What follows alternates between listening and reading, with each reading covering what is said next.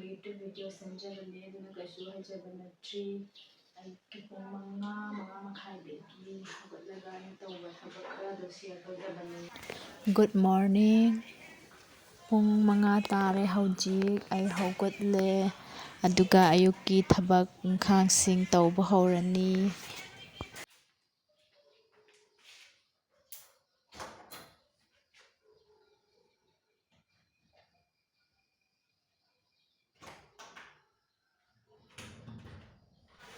Ayukta asang aman ubase isaje fresh oithoi. Brush hana tawthoage aduga wairam amuk sitoage.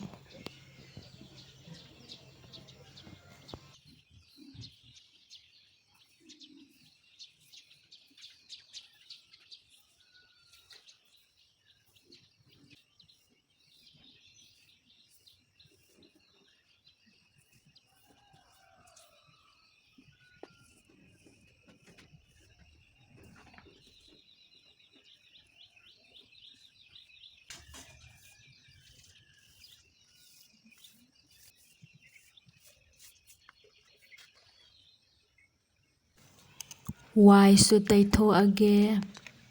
Phina oina tawraga taijare aidi phina taibasina nanbasu heli.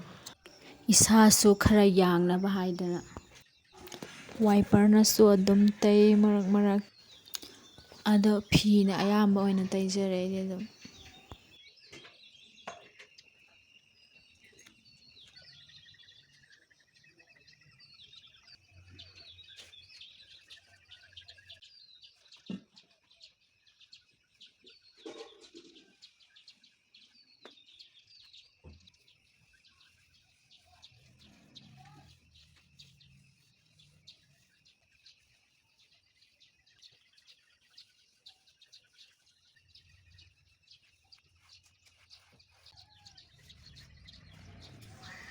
Iru lujathoage.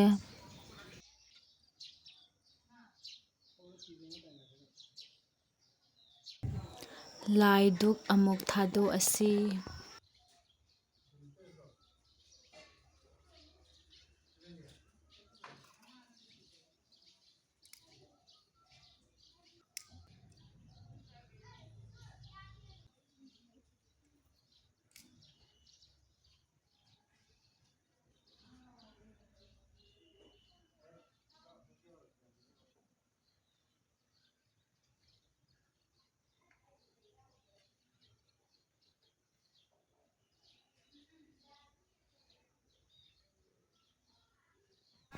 Breakfast ti chajararoi chak ngantana chabanina. Chak insang thongbada sizanagadaba isingdo hana khaidoaga oina sijanai aidi. Chapu mahi hana thangatlase. Chapu mahi sauba ngairingaida injangsu semtoage. Aigi ahanba vlog sidi saugri thongbadagi oina haujare.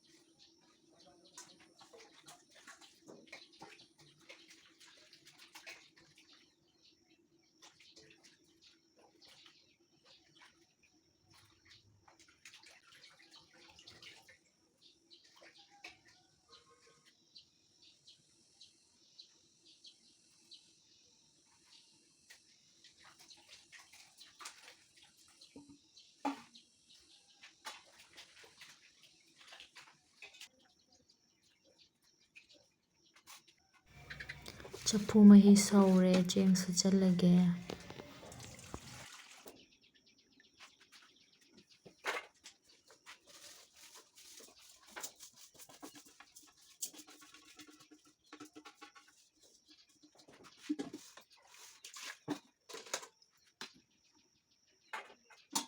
ꯃꯣꯔꯣꯛ ꯃꯦꯠꯅꯕ ꯉꯥꯔꯤ ꯃꯣꯔꯣꯛ ꯔꯦꯗꯤꯗ ꯁꯦꯝꯃꯒ ꯊꯝꯃꯒꯦ, ꯍꯣꯔꯦꯟ ꯆꯥꯛ warm ꯇꯥꯔꯝꯗꯥꯏꯗ ꯉꯥꯟꯁꯤꯟꯅꯕ꯫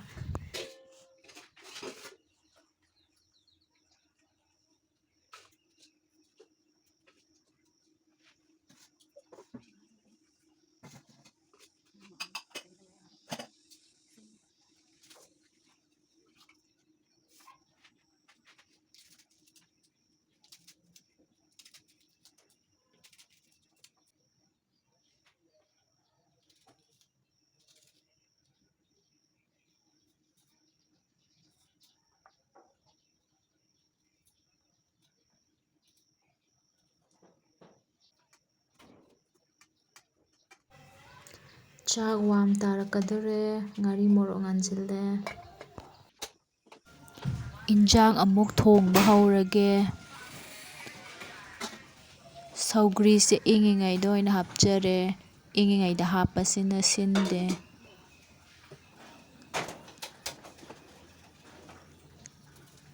ꯉꯥꯔꯤꯁꯨ ꯍꯥꯏꯐꯦꯠ ꯂꯧꯊꯣꯛꯑꯒ ꯍꯣꯔꯦꯟ ꯏꯟꯖꯥꯡ ꯁꯧꯒꯠꯂꯛꯄꯗ ꯃꯔꯣꯏ ꯃꯄꯥꯡꯒ ꯄꯨꯟꯅ ꯊꯥꯛꯅꯕ ꯊꯝꯃꯒꯦ꯫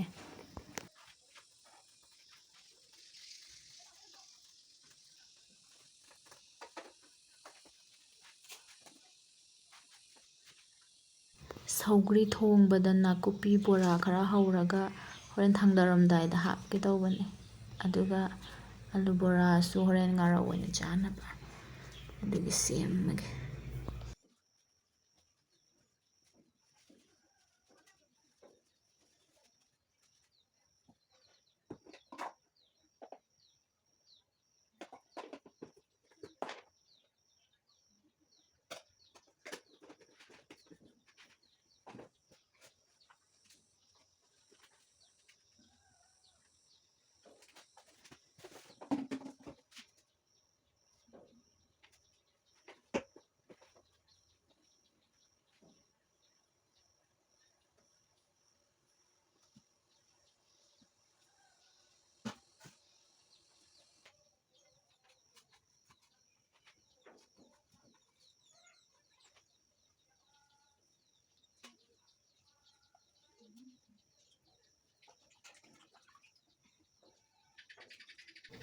ꯏꯟꯖꯥꯡ ꯁꯧꯔꯦ, ꯃꯔꯣꯏ ꯃꯄꯥꯡ ꯊꯥꯛꯆꯔꯒꯦ꯫ ꯆꯥꯛꯁꯨ ꯃꯨꯜꯂꯦ, ꯏꯟꯖꯥꯡꯁꯨ ꯃꯨꯜꯂꯦ, ꯕꯣꯔꯥ ꯊꯥꯛꯄꯗꯨꯗꯤ ꯍꯥꯞꯄꯝꯗ꯭ꯔꯦ꯫ ꯍꯧꯖꯤꯛ ꯃꯣꯔꯣꯛ ꯑꯃꯨꯛ ꯃꯦꯠꯊꯣꯛꯑꯒꯦ꯫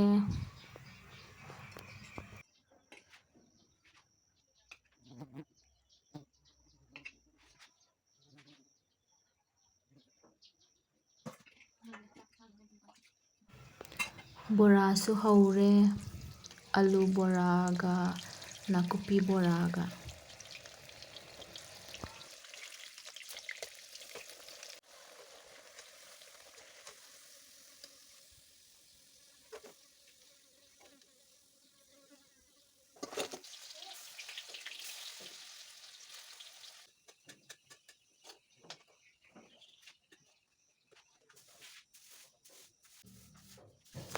ꯊꯣꯡꯕ ꯊꯥꯛꯄꯁꯨ ꯂꯣꯏꯅ ꯂꯣꯏꯔꯦ, ꯍꯧꯖꯤꯛ ꯆꯥꯛ ꯆꯥꯅꯕ ꯁꯦꯝ ꯁꯥꯔꯒꯦ꯫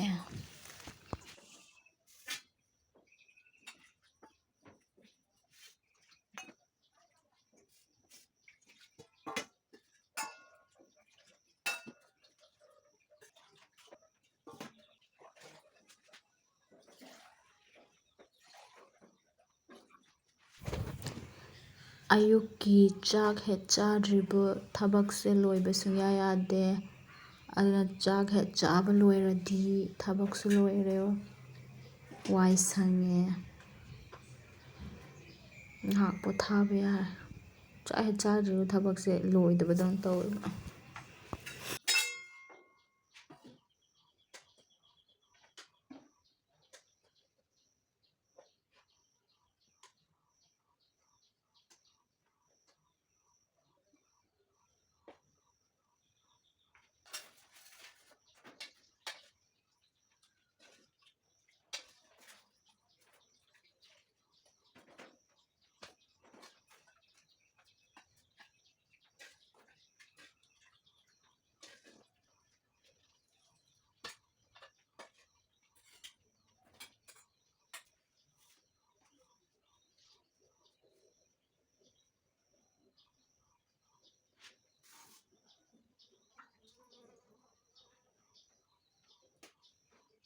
ꯑꯩꯅ ꯉꯁꯥꯏ ꯃꯣꯔꯣꯛ ꯃꯦꯠꯂꯒ ꯊꯝꯈꯤꯕꯗꯣ ꯑꯗꯨꯗꯨꯒ ꯈꯥꯃꯦꯟ ꯑꯁꯣꯏꯕꯒ ꯃꯔꯣꯏꯒ ꯅꯩꯈꯥꯏꯔꯅꯤ꯫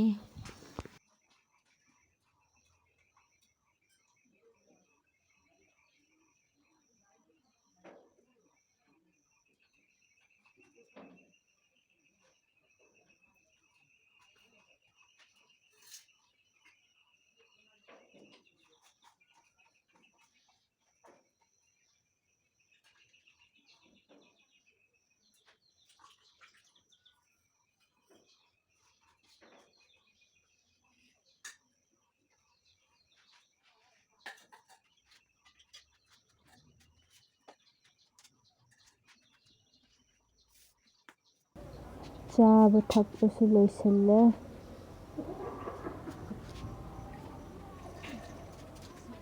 ꯑꯗꯨꯅ ꯇꯩꯕ ꯐꯦꯡꯕ ꯆꯥꯝꯕ ꯑꯃꯨꯛ ꯇꯧꯔꯒꯦ꯫